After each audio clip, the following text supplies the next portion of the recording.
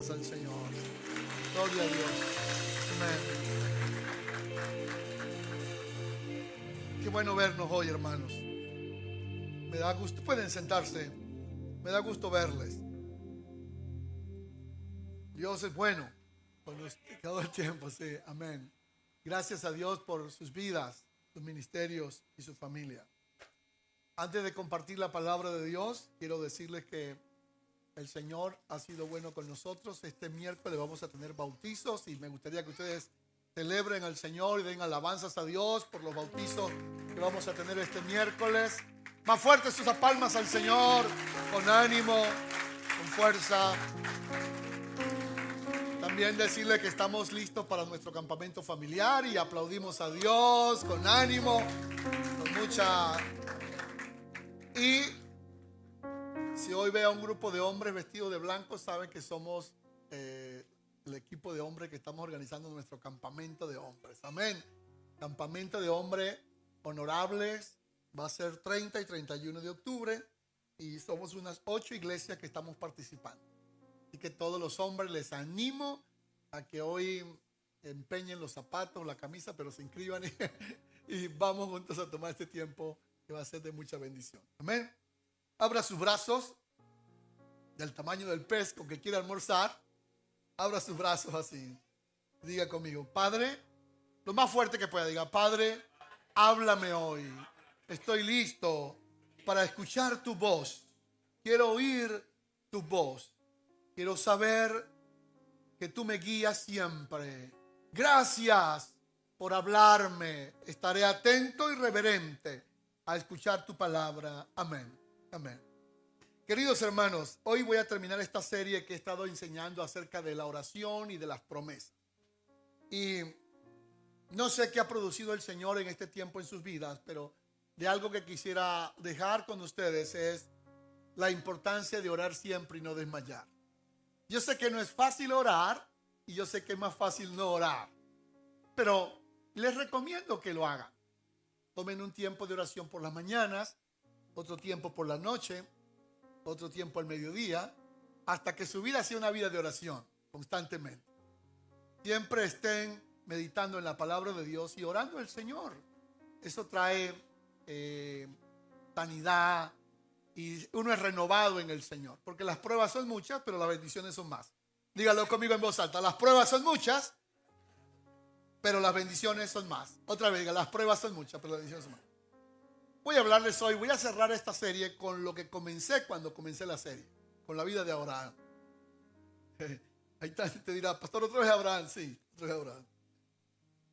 Es que hay que aprender de la gente que ha vivido más que nosotros y son hombres de Dios. Oiga esto, usted seguramente en la vida se aferra a algo. Nos aferramos a algo. De alguna manera. Todos nos aferramos a algo. Por lo menos hay muchas cosas, pero voy a mencionar 4 cosas a las que usted normalmente se aferra, y yo también. Nos aferramos a las posesiones. Y de alguna manera hacemos que ya sea un carro o un anillo se convierta para nosotros en una posesión a la cual nos aferramos. Por ejemplo, si usted tiene alguna prenda que le ha costado dinero, obviamente que la ama o la aprecia o le tiene en alta estima, pero puede ser que termine aferrándose a eso de manera que cuida que por nada se le vaya a perder. O una casa. Recuerdo hace años que compramos un carro nuevo y yo después que tenía el carro nuevo, primero le pedí al Señor, dame un carro nuevo, y después que tenía el carro nuevo, le dije, Señor, ya tengo el carro nuevo, pero ahora cuando los hermanos iban a montar en el carro, por favor que no me lo ensucien, por favor que no me lo manchen. Y el hijo, uno de mis hijos, que siempre los hijos ven más que uno, dijo, papá, pero usted le pidió un carro al Señor para llevar a los hermanos y ahora cómo es que no quiere que se lo manchen. Los hijos hablándole a uno. Las posesiones terminamos aferrándonos a ellas. La casa, la tierra, el país, todo lo que tenemos se convierte en algo a lo que usted se aferra. Y si se le quita eso, el mundo se le viene abajo. Se desborona usted, nos desboronamos si nos quitan la casa o perdemos algo. Lo segundo, que normalmente nosotros nos aferramos en la vida tiene que ver con las personas. Ay, hermanos, nos aferramos a las personas. Bueno, voy a saltarme, coloquemos otra menor antes que hable de esa, pero para no causarle mucho impacto primero. Lo segundo a lo que nos aferramos en esta vida es al trabajo, a la profesión o al ministerio. Nos aferramos al trabajo, a la profesión, al ministerio, al oficio. Y de alguna manera hacemos de eso nuestro pequeño Dios. Si se nos quita el trabajo, nuestro mundo se vuelve un caos. Perdemos la perspectiva. Si no se nos da el negocio, perdemos el horizonte. La profesión. Hacemos de la profesión nuestro sueño, nuestro ídolo pequeño. Y nos aferramos tanto a eso que es intocable. Nadie nos puede tocar. También nuestro ministerio. Los que servimos al Señor hacemos que el ministerio se vuelva nuestro pequeño ídolo y llegamos a aferrarnos tanto a eso que si nos lo mueven, nos lo tocan, se enciende Roma. Cualquier cosa a lo que usted se aferra, cuando se lo tocan o cuando se le mueve un poquito, usted pierde el control. Y yo también. Tercero, la tercera cosa a la que nos aferramos mucho en la vida es a los sueños y las esperanzas. Y cuando uno tiene un sueño y se aferra a ese sueño, no está mal. Está mal que se aferre desmedidamente a ese sueño a tal punto que si ese sueño no se da, usted se frustra y usted se deprime o usted dice, ¿por qué no se me dieron las cosas como yo quería si todo estaba listo para que se me diera así? El matrimonio, yo conozco parejas que, pastor, tengo todo planeado, todo está pero milimétricamente planeado. Los sueños, las esperanzas. Tenemos sueños y tenemos esperanzas. Pero, ¿qué cuando esos sueños y esas esperanzas son removidos?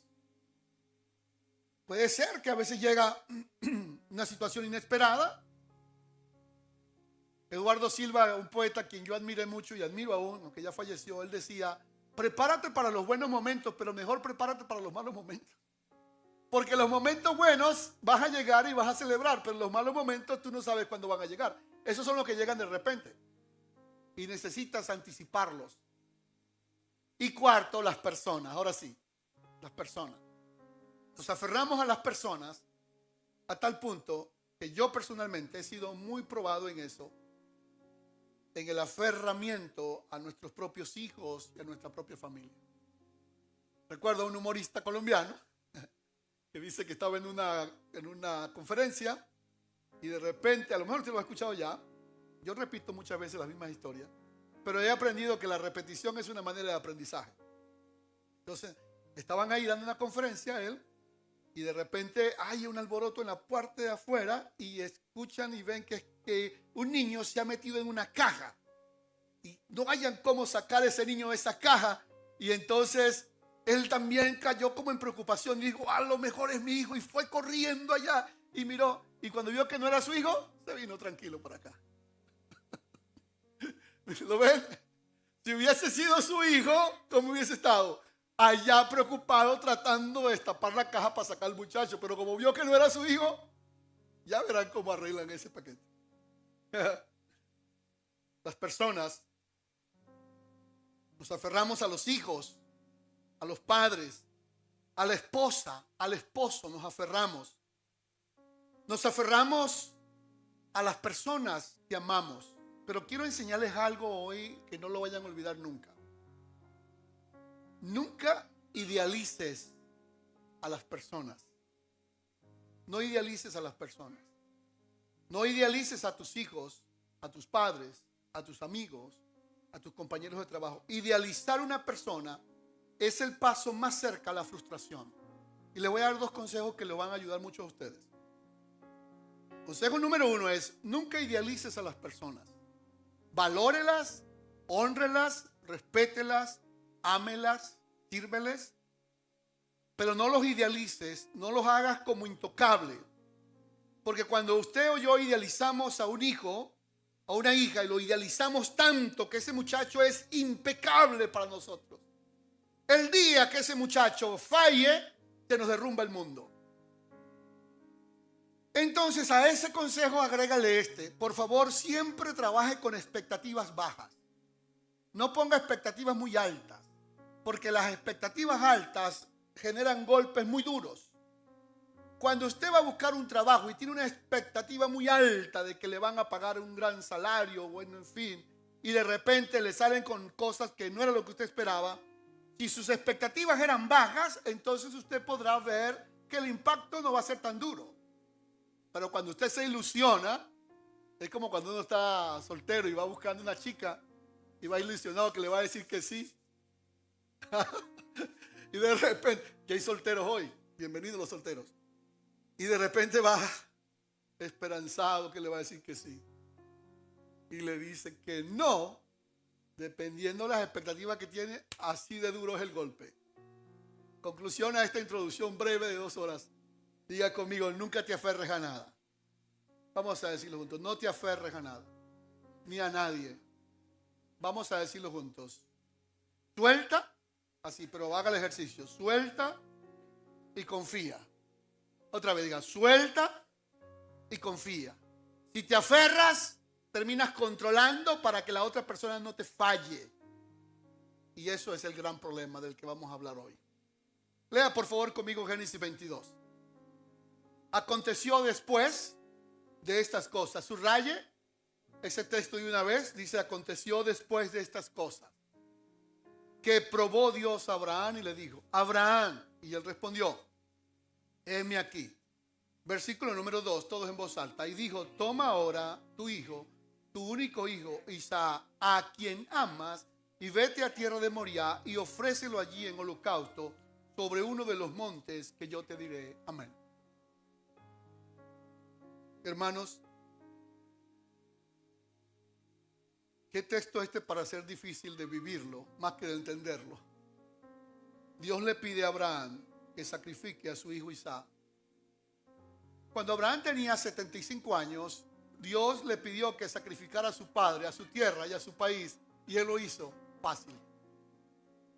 Dios le dijo, deja tu tierra, deja tu parentela, la casa de tu padre, y vete a la tierra que te mostraré. 75 años de edad, y él salió y obedeció a Dios. Fue fácil. Porque sí, uno ama a sus padres, es verdad. ¿Puede sacrificarlos? Bueno, Abraham lo sacrificó. Sacrificó su país, lo sacrificó. Pero ahora la prueba viene un poco más dura, porque la prueba ahora viene con algo interesante. Escuchen con atención. A los 75 años, Abraham obedeció a Dios para ir a una tierra desconocida. A los 87 años nació Ismael, el hijo que nació por estar apurado, como nos pasa a veces, porque le dijo su esposa que se acostara con la esclava, con Agar, y él se acostó, y nació un muchacho que se llamó Ismael, y entonces por ese apuro nació un muchacho, nació un problema prácticamente. Bueno, es una bendición un hijo, pero generó muchos problemas. No el hijo, sino la circunstancia. A los 99 años, Dios le dijo que le daría a un hijo llamado Isaac. Y a los 100 años se convirtió en padre. 25 años pasó Abraham en ese recorrido. Entonces, cuando Isaac nace, esto es importante que ustedes lo puedan entender. Timothy Keller, un pastor y teólogo americano, decía que lo increíble fue que Abraham, oigan esto, pasó 25 años, póngale 24 años orando por un milagro. Cuando obtuvo el milagro, convirtió a ese milagro en su pequeño Dios. Hizo de su milagro el motivo de su existencia y desplazó el centro de su búsqueda, que era Dios, y lo convirtió en el regalo que había recibido. En otras palabras, el hombre que pasaba tiempo pidiéndole a Dios un milagro en su vida, cuando obtuvo lo que quería, pues ya no siguió pidiendo por eso, era obvio, pero se enfocó tanto en lo que obtuvo que perdió de vista el que siempre debe tener el primer lugar en nuestras vidas. Amén.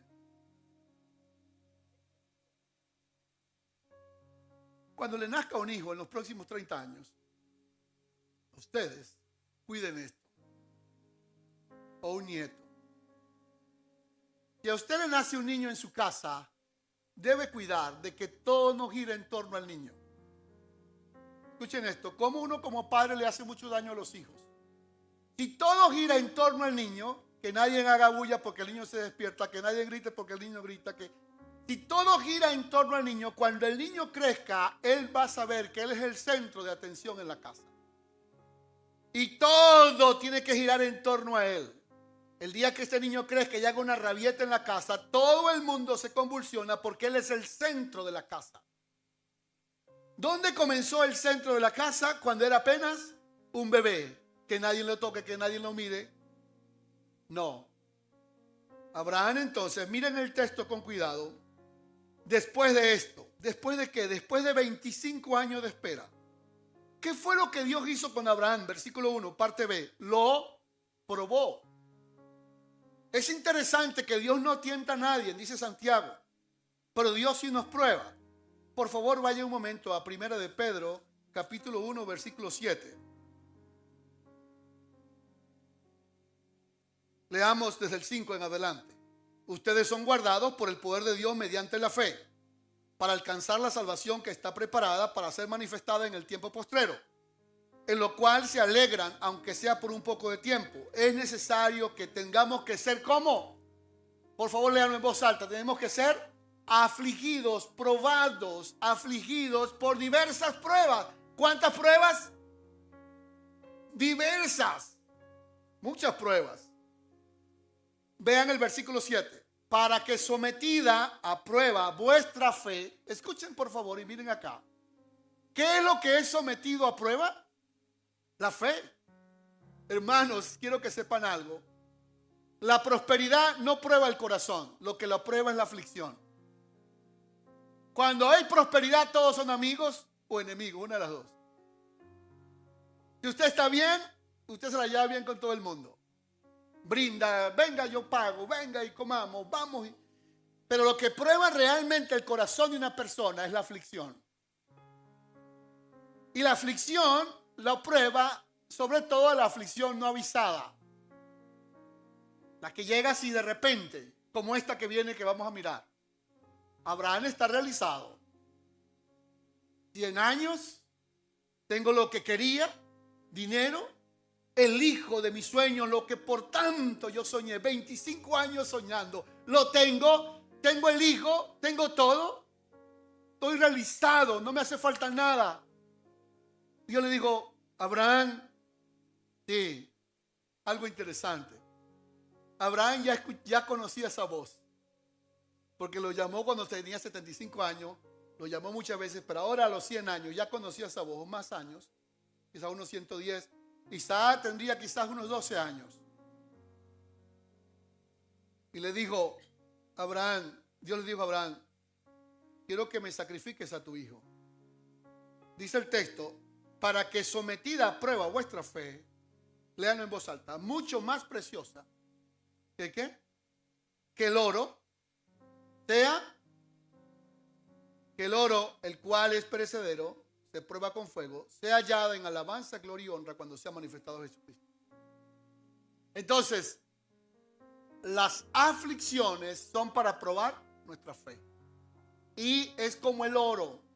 El oro, hay un autor que lo explica muy bien, dice que el oro se usa algo que se llama fundente, que permite que el oro se desmenuce, se va al piso, pues abajo, y todo lo que son las impurezas como el hierro, el zinc, los metales, suben cuando es sometido a altas temperaturas, lo máximo que pueda soportar, de tal manera que lo que sale de eso ahí, de ese horno tan profundo, es el oro refinado, el oro pulido. Y así pasa con nosotros. El profeta Isaías dice que nosotros somos refinados en el horno de la aflicción. Las aflicciones son para probar tu fe. Vamos a decirlo juntos. Las aflicciones son para probar mi fe. No son para hacerte daño. Ninguna aflicción en tu vida es para hacerte daño. Ninguna prueba que estás viviendo no es para hacerte daño, es para probar tu fe. Ahora, miremos el texto una vez más. Le digo, Abraham, toma ahora a tu hijo. Lean el versículo 2, por favor, presten atención. Toma ahora a tu hijo.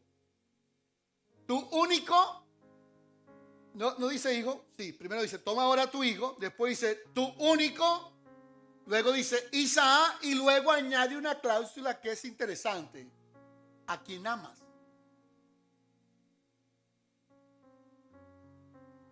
Toma ahora a tu hijo, yo sé que es único, Isaac, se lo nombró por su nombre, a quien amas, y vete a tierra de Moriah y ofrécelo allí en holocausto sobre uno de los montes que yo te diré. Cuando Dios le dice a Abraham, el que vas a ofrecer es al hijo tuyo único que yo te di, pero que ahora lo amas demasiado, extremadamente demasiado. Lo amas tanto, por eso se lo remarcó. A quien amas.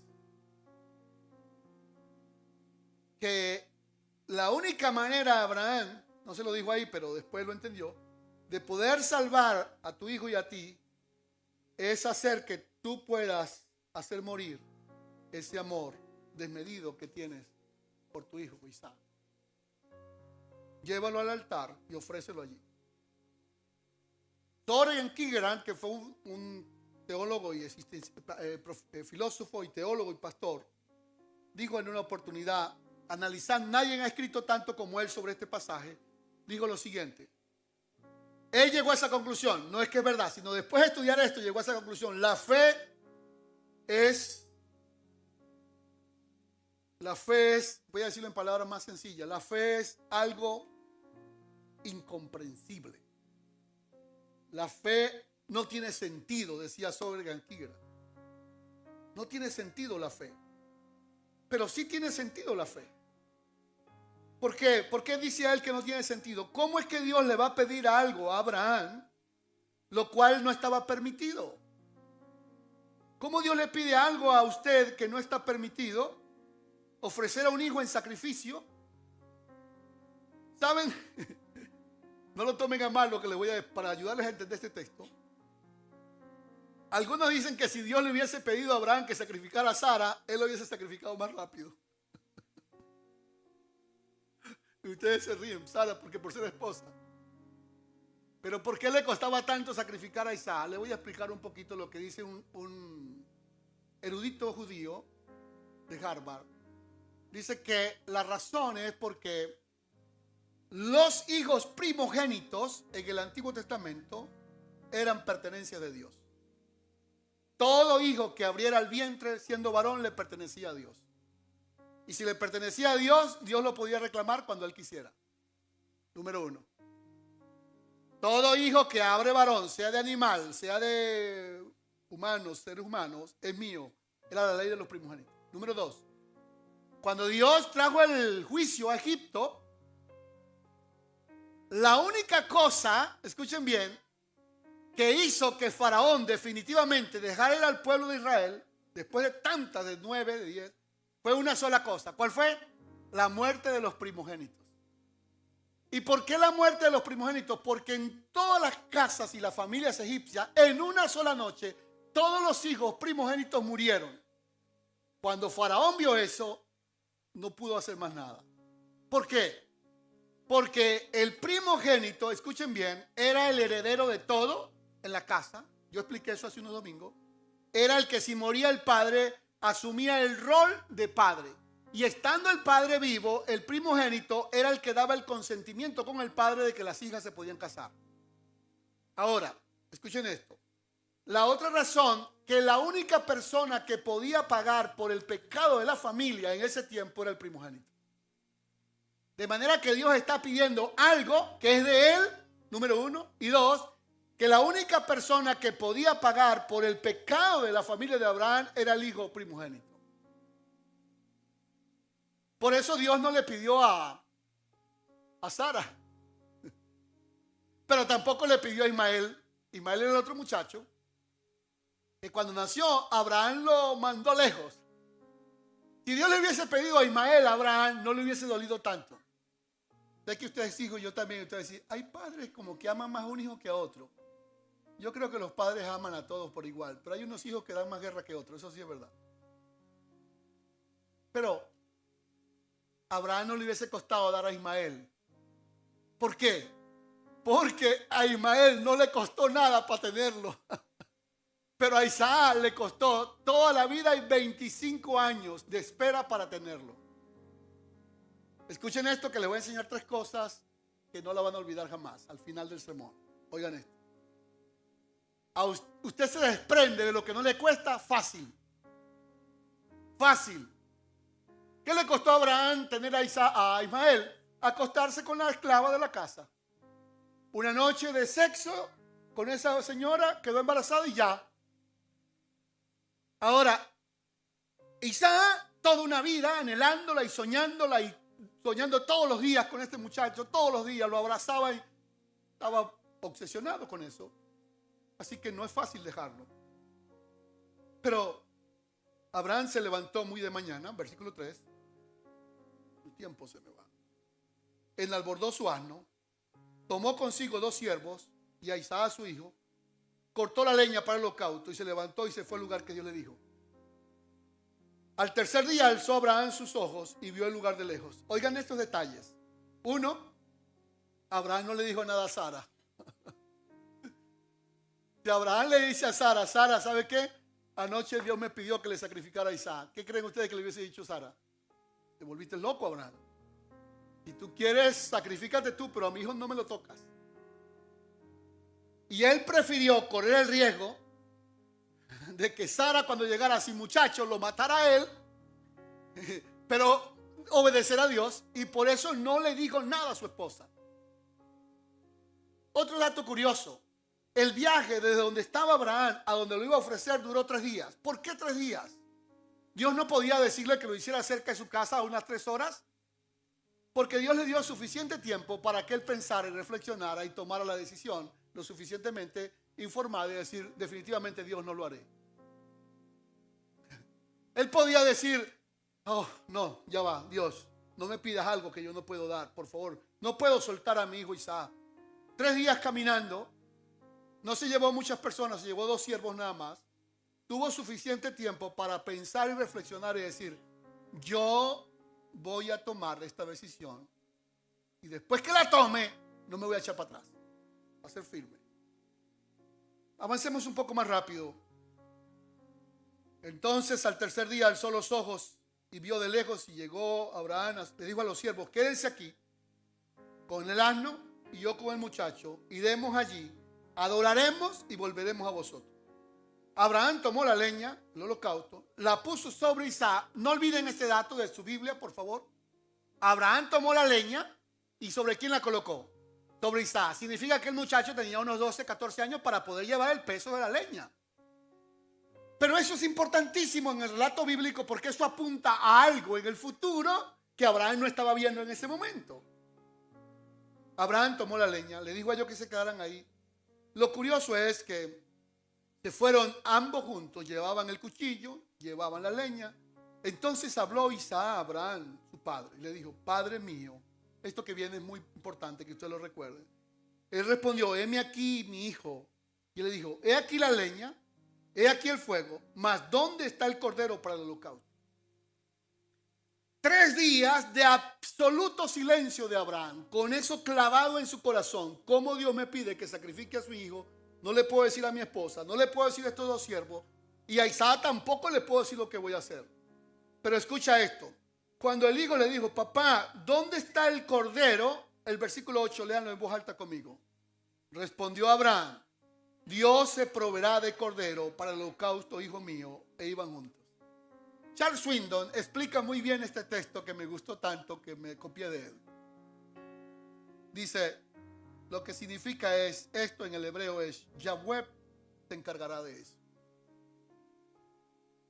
Y yo lo escuché de él y quiero que usted hoy se lo lleve en su corazón porque es muy poderoso. Las preguntas más difíciles que le hacen sus hijos a ustedes y a mí, cuando no tenemos respuesta, Abraham le dijo: hijo, Dios se encargará de eso. Hay momentos en la vida de ustedes, hermanos, y mía, que usted no tiene respuesta a esas preguntas. No hay respuestas. Situaciones que pasan que uno se queda frío. Qué impresionante cómo este anciano de 110 años, quizás un poco más, tu hijo le dice: ¿por qué le pregunta a Isaac eso a Abraham? Porque ellos estaban acostumbrados a hacer eso, a hacer sacrificios, no de humanos, sino de cordero. Le dice: papá, aquí está la leña, aquí está el cuchillo, aquí está todo, pero yo no veo el cordero. Abraham le respondió: hijo, el Señor se encargará de eso. ¿Quieres levantar su mano al cielo? ¿Cuál sea tu situación hoy que estás viviendo? Frustración, no lo sé. Yo conozco las que estoy tratando de superar, pero la Biblia dice así, dígalo conmigo: el Señor se encargará de eso. ¿Pueden darle palmas al Señor? Alabanzas a Dios, alabanzas a Dios, alabanzas al Señor. Una situación difícil en tu vida que no tiene salida, ¿cuál es tu respuesta? El Señor se encargará de eso.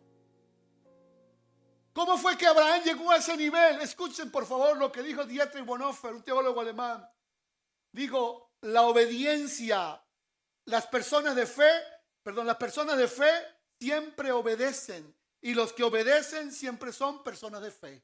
Lo repito: las personas de fe siempre obedecen, y los que obedecen siempre son personas de fe. Él obedeció en el momento que él tomó la decisión y decir, como dijo Billy Graham un día. Billy Graham llegó a una etapa de su vida que estaba dudando de Dios, dudando de todo. Señor, si tú existes, ¿cómo es que hay guerra? ¿Cómo es que hay muerte? ¿Cómo es que hay tantas cosas? Y Billy Graham dijo: Señor, me atormentan estas preguntas. Y se fue detrás de su casa en la noche, mientras había una tormenta ahí debajo de los árboles. Y Billy Graham tomó una decisión que lo acompañó toda su vida. Y dijo: Señor, yo no entiendo lo que pasa en el mundo, ni lo que pasa siquiera conmigo.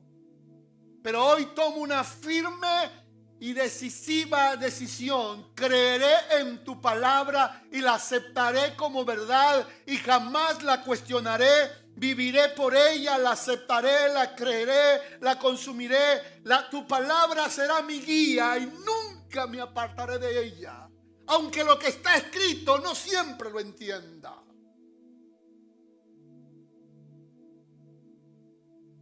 Digamos juntos otra vez: el Señor se encargará de eso. Cuando llegaron al lugar que Dios le había dicho, edificó allí el altar, compuso la leña. Esto que viene es muy poderoso. Colocó la leña, ató a Isaac. ¿Se lo imaginan? Atando al hijo Isaac y lo colocó sobre el altar. La pregunta que uno se hace aquí al texto es: ¿Isaac no peleó? ¿No le dijo: papá, te volviste loco, qué me vas a hacer daño? ¿Saben qué? Yo creo que la respuesta a este enigma bíblico es, escúchenlo: Isaac creía en la palabra de su padre. Isaac creía en la palabra de su padre. Su papá unos minutos antes le había dicho: hijo, Dios se encargará de eso. Dios se encargará de eso. Y creo firmemente, lo que el Señor trajo a mi corazón es que como un Isaac, nosotros también tenemos que confiar en la palabra de nuestro Padre. Lo que Él te ha prometido, lo que Él te ha dicho, lo que Él ha dicho para tu familia, para tu casa, para ti. Aunque lo que tú veas no sea lo que tú quieras, recuerda eso, que si tu Padre lo prometió, Él lo va a cumplir. Él lo va a cumplir. Dios es fiel para cumplirlo. Aleluya. ¿Saben cómo se explica esto? Por favor, vaya a Hebreos capítulo 11. Esta explicación: Dios es tan perfecto que para explicar la espera de Isaac lo explica Romanos 4. Pero para explicarla el trauma, el dilema ético que vivió Abraham, lo explica Hebreos 12. Quiero que te pongas de pie.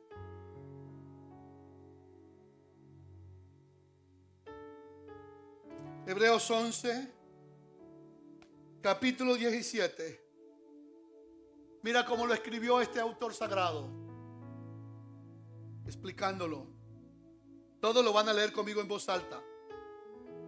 Por la fe, más fuerte, todo conmigo, diga, por la fe, Abraham, cuando fue probado, ofreció a Isaac, de quien había recibido las promesas, ofrecía a su unigénito, habiéndose dicho, en Isaac te será llamada descendencia.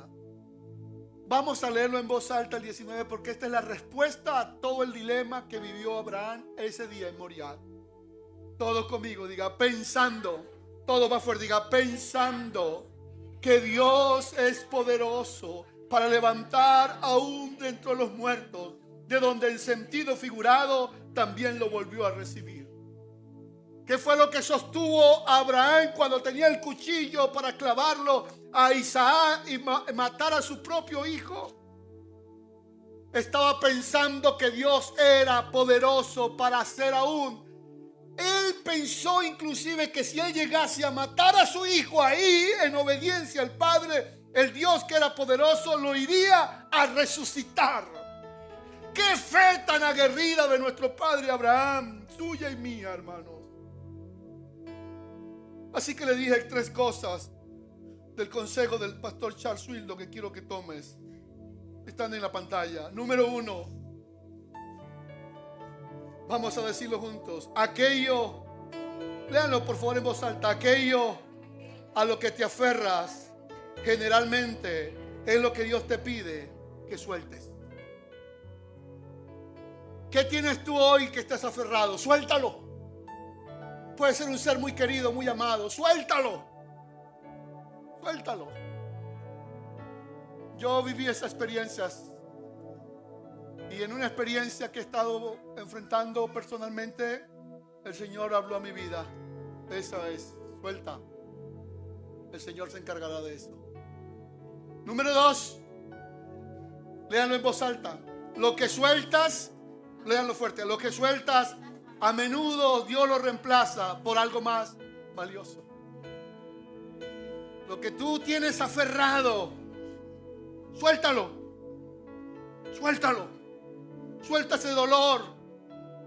Suelta esa preocupación. Suelta ese apego emocional dañino a las personas. Suéltalo. No te estoy invitando hoy a que te divorcies, no. No, que lo sueltes, que lo entregues en las manos del Señor. Y número 3, léanlo en voz alta. Cuando sueltas y entregas, Dios siempre te recompensa. Vuelvo a decirlo, cuando sueltas y entregas, Dios siempre te recompensa. ¿Saben lo que dice el texto? El ángel le dijo otra vez a Abraham, no le hagas daño al muchacho, porque ahora entiendo que tú temes a Dios. Amén. Padre mío, Padre bueno, aquí estamos hoy delante de ti. Quiero que hoy te tomes estos minutos para orar a tu Padre Celestial.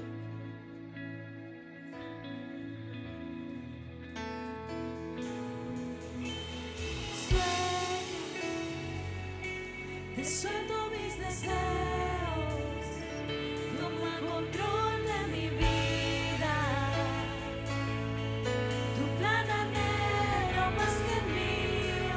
Te suelto mis planes, te suelto mis decisiones.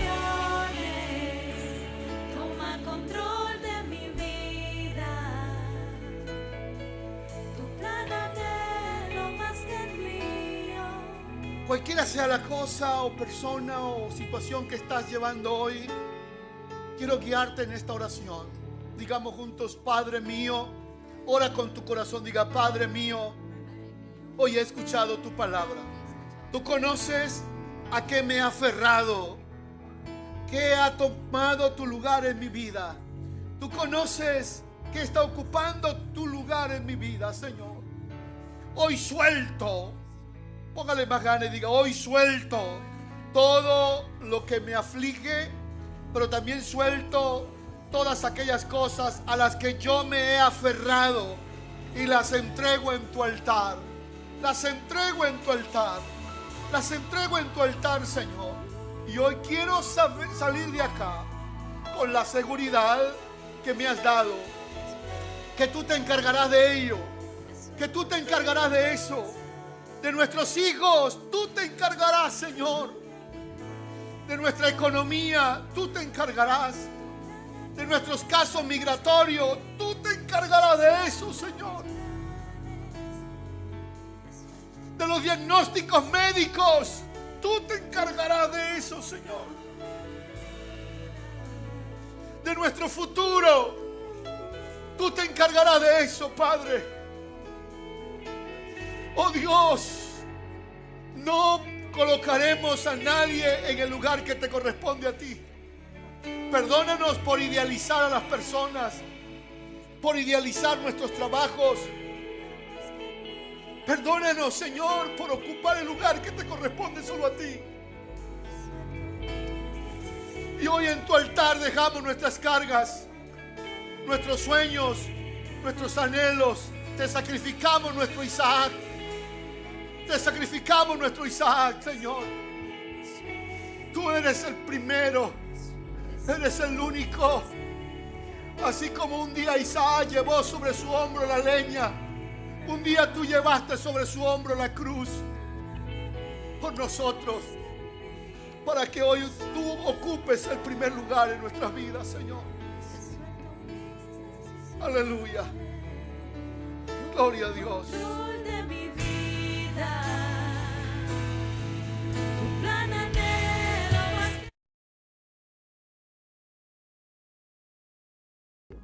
Oramos para que la palabra que Dios nos regaló el día de hoy haya tocado tu corazón, fortalecido tu fe y recordado que Dios está en cada etapa de nuestras vidas. Pueden seguirnos a través de nuestras redes sociales, Instagram, Facebook y YouTube, donde compartimos mensajes de crecimiento y todo lo que Dios está haciendo en nuestra iglesia.